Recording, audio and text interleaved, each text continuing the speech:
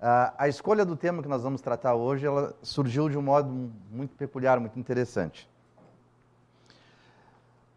Eu lembrei hoje cedo de uma conversa que eu tive algum tempo atrás com uma pessoa. Desta lembrança veio uma outra conversa de mais um tempo distante.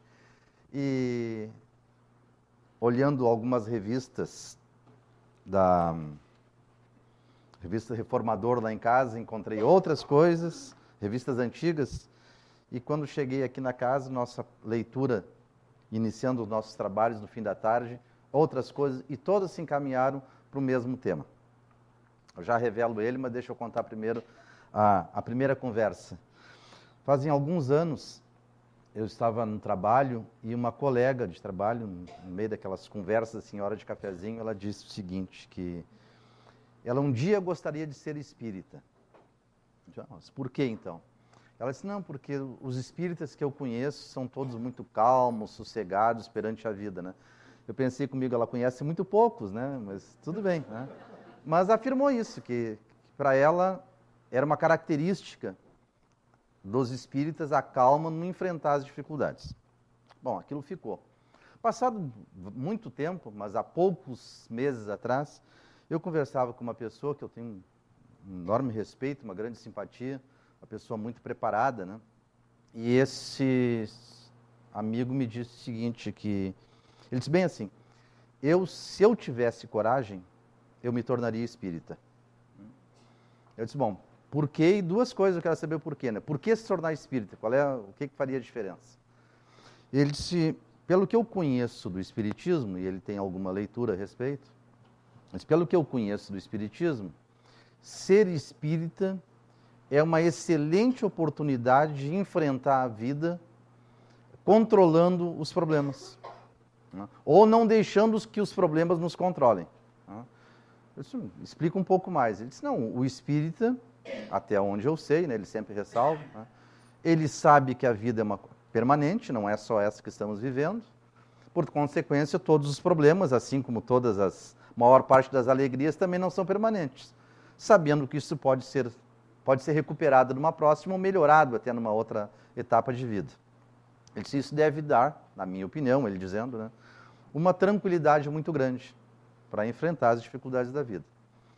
Eu disse, tá certo, né, acho que é uma boa explicação, mas por que não tem coragem então? Por que não se torna espírita? Né? Ele disse, exatamente por aí. Porque além de conhecer, eu vou ter que fazer umas mudanças na minha vida. E eu acho que eu não tenho coragem de mudar, mesmo com a recompensa da paz e do sossego. Bom, ele está pensando, pelo menos, isso é uma coisa interessante. Foram as duas coisas que me lembraram. Hoje, em casa, de manhã, olhando essa revista aqui, que é de março de 2000, já tem bastante tempo, mas tem um pequeno artigo, Carlos Augusto de Abranches, que escreve, e ele começa dizendo o seguinte, você já parou para pensar sobre o primeiro sentimento que lhe vem à emoção assim que abre os olhos pela manhã? Mais importante do que isto, já refletiu sobre a influência deste sentimento sobre as horas seguintes do dia? Ele continua, imaginemos a conduta do pensamento, que é um processo diferente de sentir, de alguns personagens do cotidiano, para depois traçarmos algumas comparações. E aí ele conta 4 possibilidades. A primeira, um empresário desperta e pensa, meu Deus, hoje vai ser um dia terrível, tenho de fazer o pagamento de meus funcionários. O empregado, por sua vez, acorda e logo raciocina. Hoje vai ser um dia feliz e triste para mim. Vou receber o salário da empresa, mas logo vou gastar quase todo ele pagando o aluguel e outras contas e vou sofrer sem grana o resto do mês. O motorista de ônibus acorda e pensa, lá vou eu para mais 10, 11 horas de trabalho duro, aguentando aqueles passageiros grossos, mal educados e apressados. Vai ser dose para leão. O professor abre os olhos e diz, não acredito. Hoje é o dia de dar aula para aqueles pestinhas da 7ª série. De tanta raiva que fico, dá vontade de bater uns 4 ou 5 da turma. E ele continua. Seja qual for o pensamento, qualquer pessoa passa inevitavelmente por 2 situações em seu dia. A do contato direto consigo mesma e o das relações com todos que lhe partilham as experiências individuais. Pensando nisso tudo, nessas 2 conversas que eu tive, nisso que está escrito aqui, eu concordo com este meu amigo, pelo menos o segundo, né, que disse que gostaria, se tivesse coragem, de ser espírita, por uma razão muito peculiar. Não por essas todas aqui, mas por uma razão particular. Na verdade, a doutrina espírita, que é o que nos move, né, nessa nossa conversa aqui, ela nos dá uma chance imensa de autoconhecimento. É a doutrina espírita, sem nenhum demérito para qualquer outra, né? Mas é a doutrina espírita que explica com propriedade quem nós somos e como é o nosso processo mental. A doutrina espírita é o primeiro pensamento organizado na face da Terra que disse que nós somos um ser composto de 3 partes interligadas. Nós somos espírito, né, expressado pela nossa inteligência, é o espírito que fala agora e é o espírito que ouve. Nós somos este espírito que é imaterial, nós somos o corpo físico, todos nós aqui, e temos ainda o perispírito, que é a que faz a ligação entre a matéria e o espírito. Para sobreviver, para se manifestar um espírito em qualquer mundo material, ele precisa dessas três partes, digamos assim. Ele próprio, o espírito, o perispírito e o corpo material. E diz mais ainda a doutrina espírita, que cada um dessas partes que compõem o ser encarnado, eles interagem um sobre o outro, constantemente. O espírito pensa, o perispírito aciona as células do cérebro e transmite o pensamento. E dizem mais, os espíritos que ditaram a codificação toda para Kardec e que continuam nos dando instruções todos os dias. Eles dizem mais, que o nosso pensamento, por ser ele só um atributo do espírito e não do corpo nem do perispírito, ele é contínuo. Não para, nunca. Até isso nos diferencia dos animais. Os animais têm atividade cerebral, mas ela é facetada, em partes. Para, depois continua um pouquinho. Nós não. 24 horas por dia, 7 dias por semana, pensando o tempo inteiro. Ora, este pensamento, como ele é atributo do espírito, que transmite o resultado para o corpo físico através do perispírito, ele influencia toda a nossa vida. Tudo que nós fazemos. As ações materiais, o sentimento e o próprio treinamento para pensar um pouco mais ainda. Se isso interage, os nossos pensamentos comandam tudo o que nós fazemos. Todas as nossas reações, todas as nossas atitudes, todas as nossas intenções. Tudo é pensamento. Cada um de nós, quando decidiu se vir para cá, a decisão foi tomada primeiro por um pensamento. Eu vou lá no Irmandade hoje à noite. Cada um decidiu porque pensou nisso, mesmo não tenha se dado conta disso, pensou se ia vir como estava, ou se ia antes fazer uma troca de roupa, ou se ia pegar um carro, se ia vir a pé, se ia fazer alguma outra coisa. Tudo que nós fazemos é precedido, mesmo que seja por alguns décimos, milésimos de segundo, do nosso pensamento. Não existe ação sem um pensamento anterior. E isto, disse o Abranches, neste artigo aqui, perpassa o dia todo e começa com as decisões do primeiro momento ao acordarmos. Primeiro momento de consciência efetiva do espírito. Mas segue um pouco mais ainda, como eu disse, as coisas todas se juntam para a gente conseguir fazer um pensamento mais ou menos organizado. Nós, os trabalhadores aqui da casa, todos os dias, segundas-feiras e quartas-feiras, que tem trabalho, nós fazemos primeiro um pequeno momento de preparação, lendo alguma leitura instrutiva, alguma coisa que nos ajude. E hoje à noite nós estávamos lendo este livro, Assistência Fraterna. Né? E aqui tem no capítulo de hoje, tem alguns parágrafos que estão extremamente interessantes e vale a pena te lembrar deles.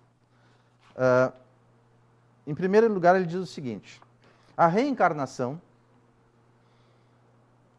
é um processo educativo para o espírito. Por meio dela, há uma reorganização do ser, uma reorganização da estrutura mental, dos sentimentos, de suas energias que vibram em todo o contexto perispiritual. Prossegue. A educação de um espírito é um processo sério que pede uma metodologia específica que o acorde, que o desperte para mudar o pensamento e aí renovar os sentimentos. O conhecimento trazido por Allan Kardec facilita o entendimento da vida como espírito.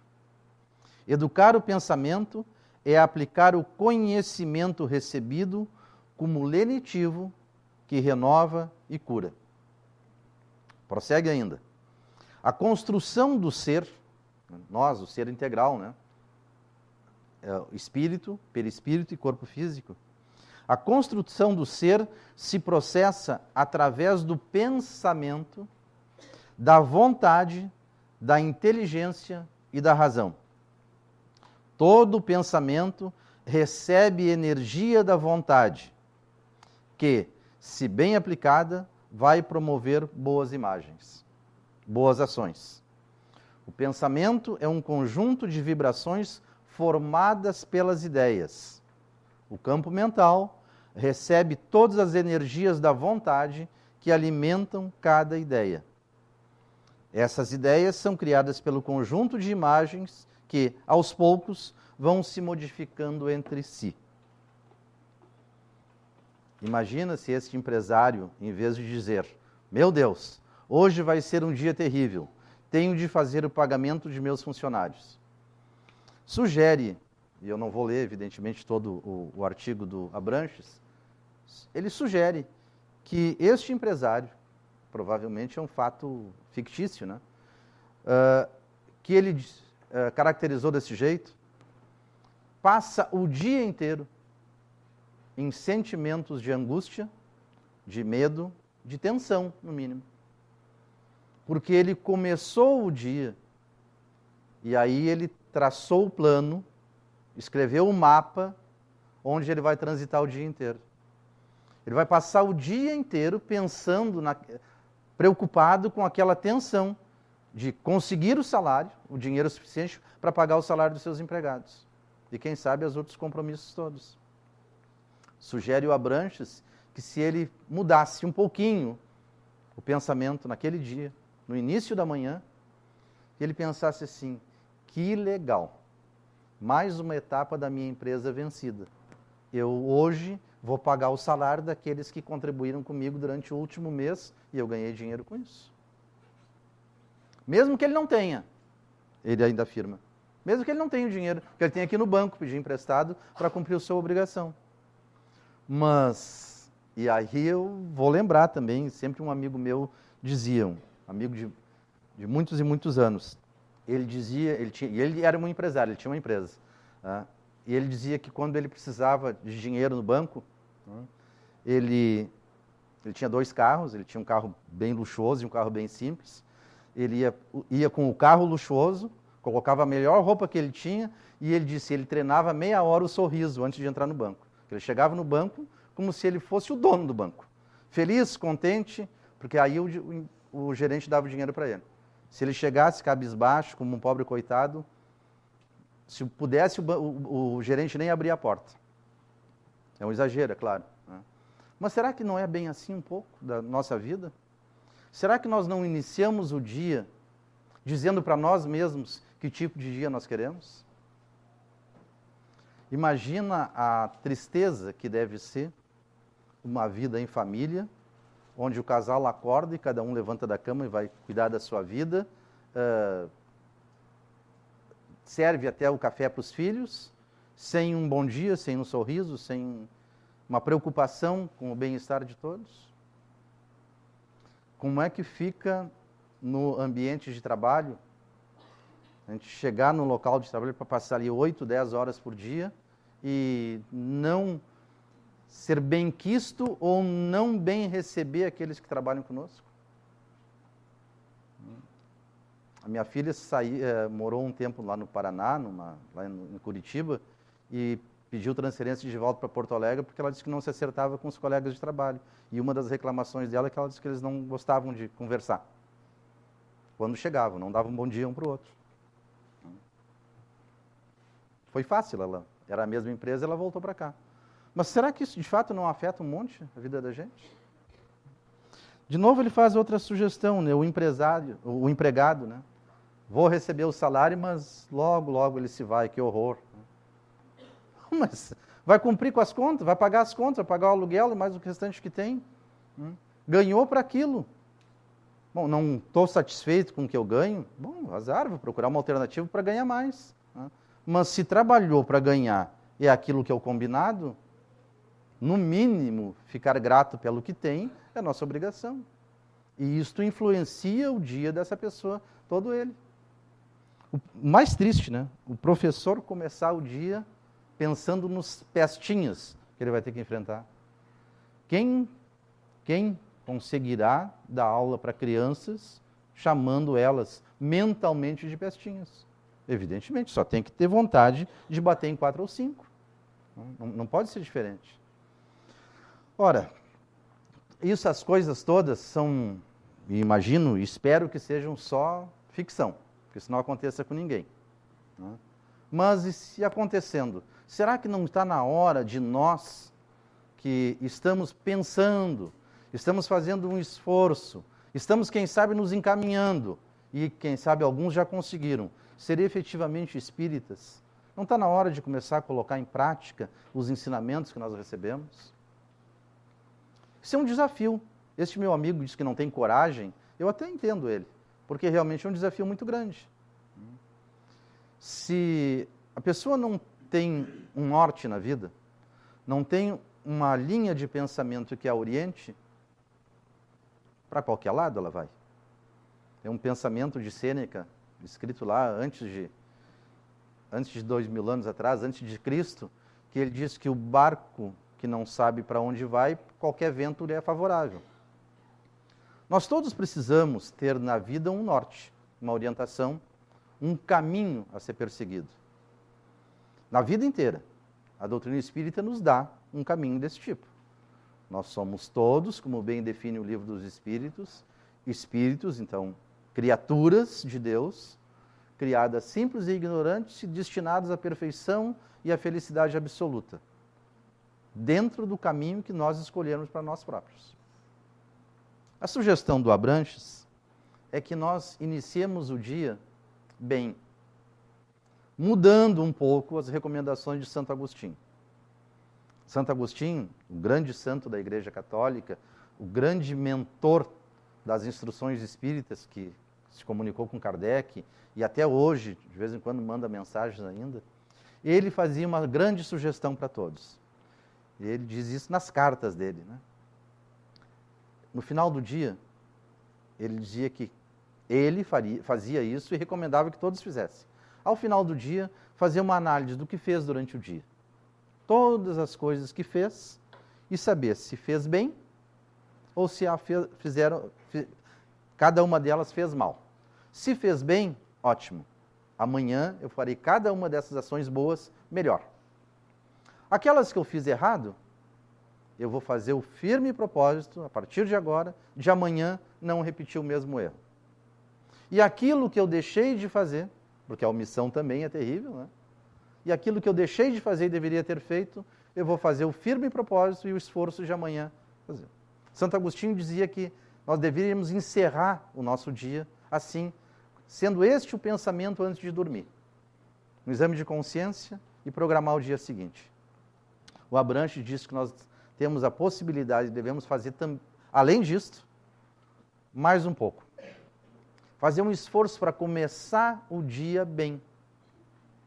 iniciar o dia pensando em quem nós somos. Um espírito imortal, criado por Deus, simples e ignorante, destinado à perfeição e à felicidade absoluta. Mas com a responsabilidade de construir este caminho. Então, em vez de pensar num caminho cheio de espinho, cheio de vicissitude, de problema, de dificuldade, saber que tem que trilhar aquele caminho, mas de boa fé, com entusiasmo, com, se possível, um sorriso no rosto.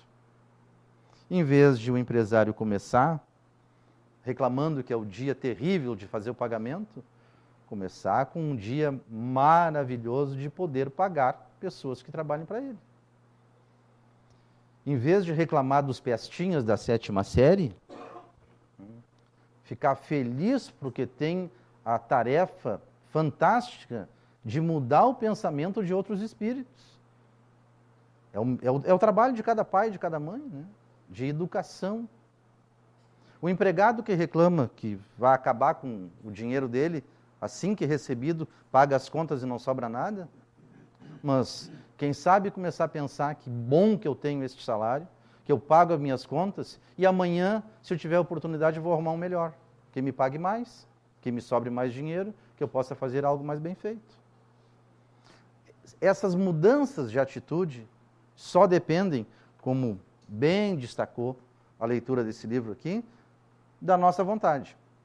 Todo o pensamento recebe energia da vontade, que, se bem aplicada, vai promover boas imagens, boas ideias.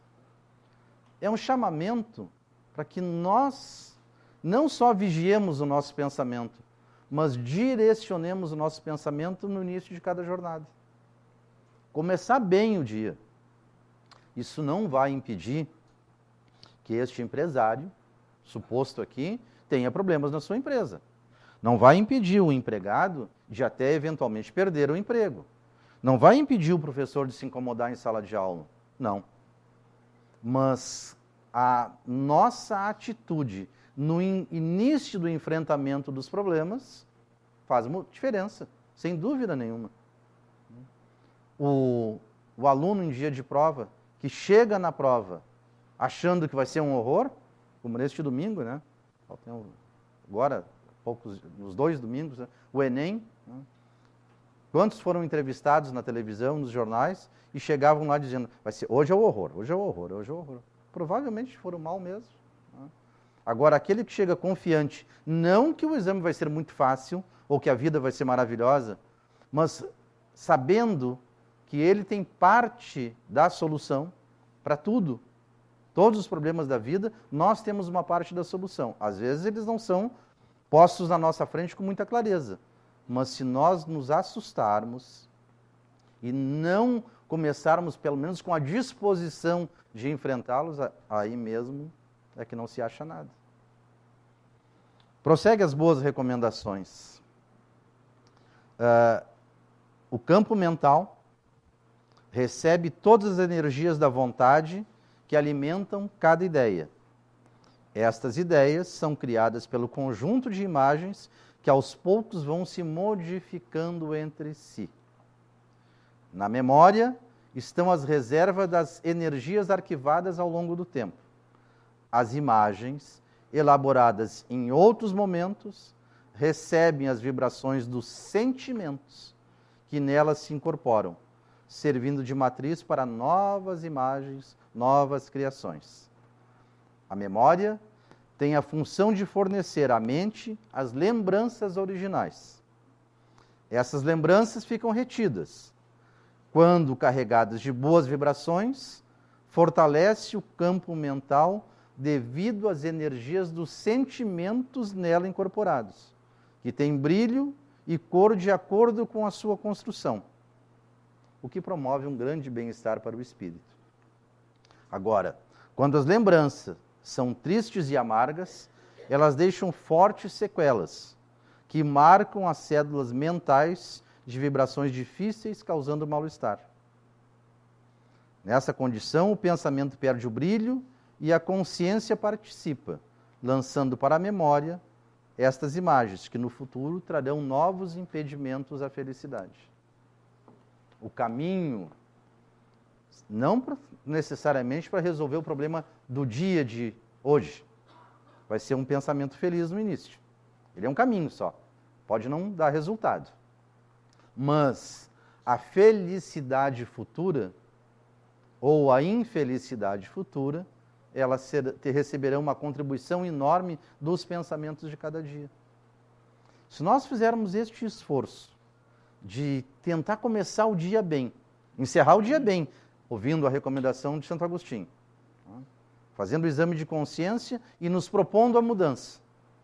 Com isso, o que nós vamos ter? Garantido isto. É a promessa de toda a espiritualidade que se comunica. Se nós encerrarmos a noite bem, fazendo esse exame de consciência e nos comprometendo conosco mesmo a mudança, os nossos amigos espirituais terão tijolos suficientes para nos ajudar a construir essa casa de felicidade. Abranches diz que nós devemos, além disso, complementar esse processo. Começar o dia bem, mudando, em primeiro lugar, o nosso humor, a nossa disposição de enfrentar as dificuldades daquele dia. E sempre haverão inúmeras dificuldades. Mas se nós fizermos isso, nós vamos somar a nossa boa disposição, a simpatia daqueles que estão conosco. Da mulher, dos filhos, do marido, de quem divide o dia conosco. O primeiro bom dia dentro de casa. A primeira expressão que o nosso rosto, a nossa fisionomia vai mostrar para aqueles que nós encontrarmos na rua. Chegando no local de trabalho, na escola, enfim, aonde for, a nossa disposição vai estar expressa no nosso rosto, no olhar, no sorriso. Isso contagia as outras pessoas. Cada um de nós pode fazer a experiência com muita facilidade. Num ambiente qualquer, em qualquer hora do dia, a gente faz um esforço e muda de atitude. Se está todo mundo, vamos imaginar que seja no local de trabalho, todo mundo trabalhando bem, faça um esforço. Faça uma cara bem feia, bem fechada, cara de mau humor, e respondam, se possível, com grosseria para um colega de trabalho, para qualquer pergunta que ele fizer. Dali a meia hora estão se tapeando. Sem dúvida nenhuma. O mau humor contagia. Façam a experiência contrária. Mesmo não estando muito bem, cumprimentem, falem com um sorriso, com uma boa disposição. Vê se não desarma todos os espíritos. Os problemas vão continuar existindo. Na empresa, em casa, na escola, não tem dúvida nenhuma que eles vão continuar existindo. Mas a disposição de cada um de modificar, isso vai ajudar a que amanhã os problemas, quem sabe, se continuarem do mesmo tamanho, mas com uma nova expectativa de mudança, de alteração daquilo ali, ou de descoberta de um novo caminho para solucionar. O nosso pensamento nos modifica. Nós, quando resolvemos sorrir, nós pensamos antes no sorriso. E aí muda a nossa fisionomia. Quando nós resolvemos ficar com ódio ou demonstrar o ódio com o rosto, nós pensamos nisso e mudamos a nossa fisionomia para o ódio também. E isto, nós sabemos, influencia quem está em volta. Então nós temos a oportunidade de todo dia de mudar o ambiente onde nós estamos e a nossa própria vida. A nossa vida só não modifica como um passe de mágica. Hoje eu sofro, amanhã eu sou feliz. Não existe. Hoje eu não tenho dinheiro no final do mês e amanhã eu estou milionário. Também não. A nossa vida se modifica lentamente, construindo um pedacinho dela a cada dia. É como fazer uma parede, um tijolo de cada vez. Não tem milagre no mundo. Não tem milagre na vida, a não ser o milagre que nós fazemos. A contribuição da doutrina espírita, aí eu volto à lembrança daqueles meus dois amigos em tantas ocasiões diferentes, a doutrina espírita ela tem esta peculiaridade. Ela nos mostra tudo isto com uma forma lógica, com uma forma que basta o raciocínio para a gente ver que isso é verdadeiro. Não nos impõe com uma fé cega, acredita nisso, que vai para o céu, para um paraíso, e vai ficar feliz para o resto da vida. Não é assim. Ela nos diz ao contrário. O nosso processo de felicidade plena e absoluta vai ser muito longo, muito demorado, mas vai ser nosso. Isso é fundamental. Nós vamos construir tudo isso. E podemos acelerar a nossa caminhada a cada dia. O pensamento perde o brilho e a consciência participa, lançando para a memória as imagens tristes, que no futuro trarão impedimentos à felicidade. Quando a memória é carregada de boas lembranças, boas vibrações, favorece o campo mental devido às energias do sentimento, que tem brilho e cor de acordo com a sua construção. Isto promove um bem-estar muito grande para o espírito. As recomendações são claras. Muito, muito claras. O Evangelho, e especialmente este, né? O Evangelho segundo o Espiritismo, que se preocupa com as orientações morais de Jesus, exclusivamente com isso, é um manancial enorme de indicações do que nós podemos fazer no dia a dia. E em todos eles, em todas as recomendações de Jesus, todas elas, nós podemos ler esta mesma recomendação que é o motivo desta conversa de agora. A nossa vontade tem que prevalecer. Então nós temos que escolher qual é a vontade. Da felicidade mais rápida, mais acelerada, ou de ir levando a vidinha, que nem esse meu amigo, sem coragem de ser espírita. E não é que ser espírita vai trazer a felicidade, não. É um caminho, é um caminho. Tem muita gente muito feliz, bem distante do espiritismo, nem conhecendo os conceitos dele. Mas é um instrumento que nós temos à nossa disposição. Os conceitos espíritas que nos fazem pensar de modo diferente. O caminho está traçado. O mapa está desenhado. Nós que devemos escolher qual é o porto que devemos chegar e qual é o vento mais favorável para tudo isso. Muito obrigado.